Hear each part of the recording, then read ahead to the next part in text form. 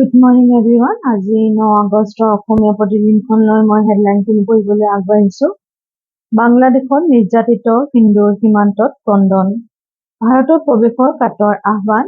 মেঘালয় সীমান্তত নাৱেৰে প্ৰৱেশ কৰিব বিচৰা বাংলাদেশীক ভেটিবলৈ BSFৰ গুলীবৰ্ষণ। পশ্চিমবংগ ত্ৰিপুৰা সীমান্তত অগণন বাংলাদেশী। মুখ্যমন্ত্ৰী ডক্টৰ সমাই ক'লে, সীমান্ত সম্পূৰ্ণৰূপে চিল কৰাৰ নিৰ্দেশ দিয়া হৈছে। এজনো বাংলাদেশী যাতে প্ৰৱেশ কৰিব নোৱাৰে ব্যৱস্থা ল'বলৈ কেন্দ্ৰীয় গৃহমন্ত্ৰীলৈ নেচৰ স্মাৰক পত্ৰ প্ৰেৰণ। চুবুৰীয়া দেশ বাংলাদেশত চলি থকা ব্যাপক হিংসাত্মক পৰিস্থিতিৰ মাজতে ভাৰতৰ সীমান্তত সৃষ্টি হৈছে অভাৱনীয় পৰিস্থিতি। নিৰ্যাতিত ভীতিগ্ৰস্ত একাংশ বাংলাদেশী নাগৰিকে বিগত দুদিনে ভিৰ কৰিছে ভাৰত-বাংলাদেশ সীমান্তত। ভাৰতত প্ৰৱেশৰ অনুমতি দিয়াৰ বাবে জনাইছে কাতৰ আহ্বান। শ শ বাংলাদেশী হিন্দুৱে পশ্চিমবংগ ত্ৰিপুৰাৰ সীমান্তত অৱস্থান গ্ৰহণ কৰি আছে। অলিম্পিকৰ হকীত ব্ৰঞ্জ জিনিলে ভাৰতে।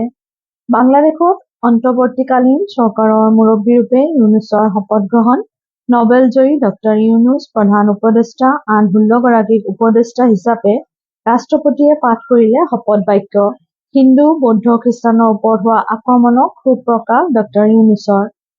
মুখ্যমন্ত্ৰীৰ নিযুত মইনা আঁচনিৰ শুভাৰম্ভ। বাল্য বিবাহ ৰোধ কৰাই আঁচনিখনৰ মূল লক্ষ্য। 3 নম্বৰ পৃষ্ঠাত আছে বৰষুণৰ অবৰ্ণনীয় পৰিস্থিতি। বিধ্বস্ত পথেৰে পাৰ হ'ব পৰা নাই গুৱাহাটী অভিমুখী গাড়ী। যোৰাবাটত যান-জঁট, ব্যাহত উজনিৰে যোগাযোগ।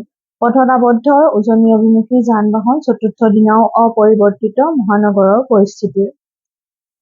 মৃত্যুৰ পূৰ্বে কৰি গ'ল দেহদান। আজি ৰাষ্ট্ৰীয় মৰ্যাদাৰে বিদায়। পশ্চিমবংগৰ প্ৰাক্তন মুখ্যমন্ত্ৰী বুদ্ধদেৱ ভট্টাচাৰ্যৰ মৃত্যু। 2000 চনৰ পৰা 2011 চনলৈকে মুখ্যমন্ত্ৰী আছিল তেওঁ। অগ্ৰাহ্য কৰিছিল পদ্মভূষণ সন্মান। প্ৰধানমন্ত্ৰী, মুখ্যমন্ত্ৰী, ৰাজ্যপালৰ ভোগ। পুনৰ বিতৰ্কত যোৰহাট চিকিৎসা মহাবিদ্যালয়। সতীৰ্থ চিকিৎসকে মহিলা চিকিৎসকক নিৰ্যাতনৰ অভিযোগ।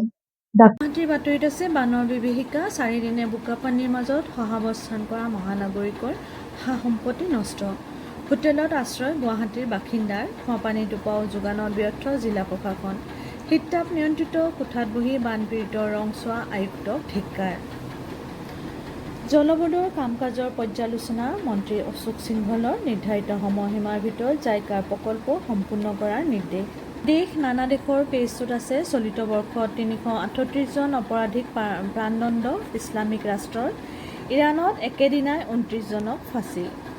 খেলৰ বাতৰিত আছে ক্ষমা বিচাৰি অৱসৰ বিনেশ ফোগটৰ।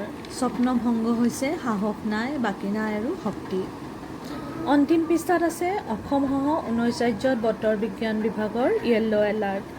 হিমাচল প্ৰদেশত ভয়ংকৰ ভূমিস্খলন। চণ্ডীগড় মানালী সংযোগী ৰাষ্ট্ৰীয় ঘাইপথ 214টা পথ বন্ধ।